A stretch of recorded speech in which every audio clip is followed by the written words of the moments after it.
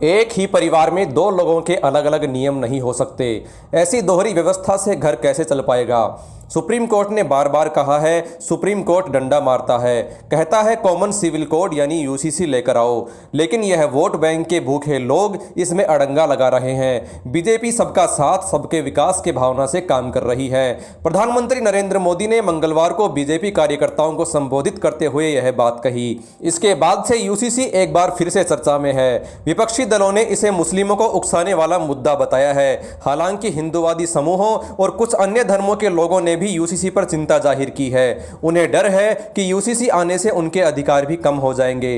इसलिए आज यह जानना जरूरी है कि यूनिफॉर्म सिविल कोड को लेकर हिंदुओं की क्या चिंताएं हैं और उन पर क्या असर पड़ सकता है। तो हम सबसे पहले बात करेंगे कि यूनिफॉर्म सिविल कोड आखिर क्या है। आमतौर पर किसी देश में दो तरह के कानून होते हैं, क्रिमिनल कानून और सिविल कानून। क्रिमिनल कानून में चोरी, लूट, मारपीट, हत्या जैसे आपराधिक मामलों की सुनवाई की जाती है। इसमें सभी धर्मों या समुदायों के लिए एक ही तरह की कोर्ट प्रोसेस और सजा का प्रावधान होता है। शादी ब्याह और संपत्ति से जुड़ा मामला सिविल कानून के अंदर आता है। भारत में अलग अलग धर्मों में शादी, परिवार और संपत्ति से जुड़े मामलों में रीति रिवाज, संस्कृति और परंपराओं का खास महत्व है। यही वजह है कि इस तरह के कानूनों को पर्सनल लॉ भी कहते हैं। जैसे मुस्लिमों में शादी और संपत्ति का बंटवारा मुस्लिम पर्सनल लॉ के जरिए होता है, वहीं हिंदुओं की शादी हिंदू मैरिज एक्ट के जरिए होती है।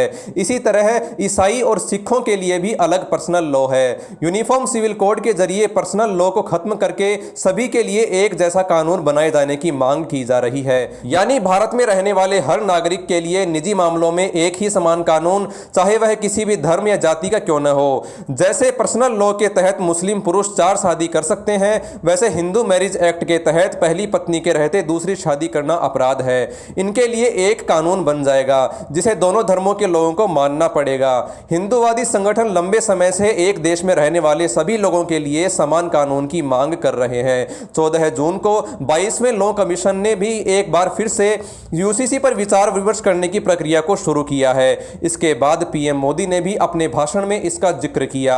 यूनिफॉर्म सिविल कोड में शादी के बारे में 5 महत्वपूर्ण बातों पर कानून बन सकता है। शादी की न्यूनतम उम्र, शादी के बाद महिलाओं के अधिकार, तलाक की कानूनी प्रक्रिया, महिलाओं के भरण पोषण का अधिकार, बच्चों के गोद लेने का अधिकार इत्यादि। हिंदू धर्म में होने वाली शादियों के लिए संसद से 1956 में कानून बन चुका है। कानून के अनुसार 2 बालिग लोग शादी कर सकते हैं, लेकिन अब सेम सेक्स मैरिज की मांग पर सुप्रीम कोर्ट में सुनवाई हो रही है। इसलिए दक्षिण भारत के हिंदू परिवारों में रिश्तेदारों के बीच होने वाली शादियों में प्रस्तावित समान नागरिक संहिता कानून से ज्यादा फर्क पड़ने की उम्मीद नहीं है। समानता के अधिकारों को सुनिश्चित करने के साथ सांस्कृतिक और धार्मिक विशिष्टता बरकरार रखने का संतुलन यूनिफॉर्म सिविल कोड के कानून में रखना होगा।